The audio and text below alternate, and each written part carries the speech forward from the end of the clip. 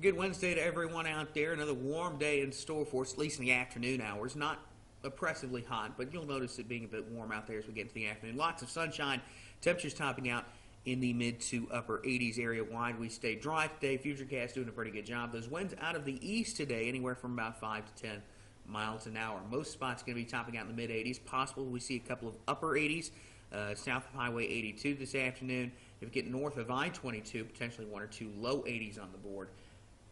Before all is said and done. Futurecast keeps us mainly dry over the next couple of days. Now, as we get to Saturday and into the rest of the weekend and into the start of next week, a little bit of a question mark there. You see that front approaching from the north and west. You see that low off to our east as well. So here's the deal. First, the bad news. We do have a likelihood of seeing drought conditions developing across portions of Mississippi and Alabama as we get into the winter months. Hopefully we don't see too much of a drought, but we'll have to keep an eye on that.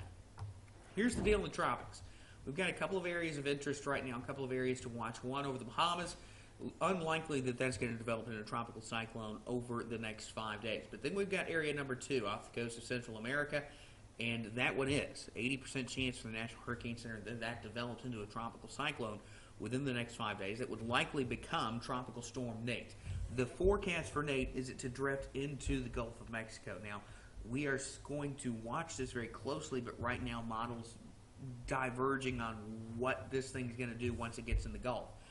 We'll have to keep an eye on it, but that could potentially bring us some higher-end rain chances as we get into the latter part of the weekend and into the start of the work week next week.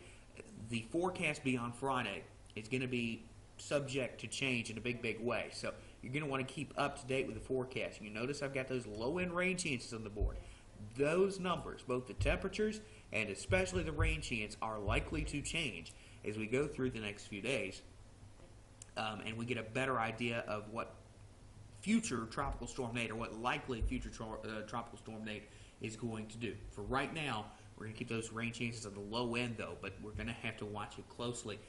We're also going to keep temperatures generally in the mid to upper 80s through the end of the work week, and then generally in the mid 80s as we get into the weekend starting next week. But again, all that's going to depend on what happens in the tropics over the next few days. And of course, you can get your forecast later on tonight.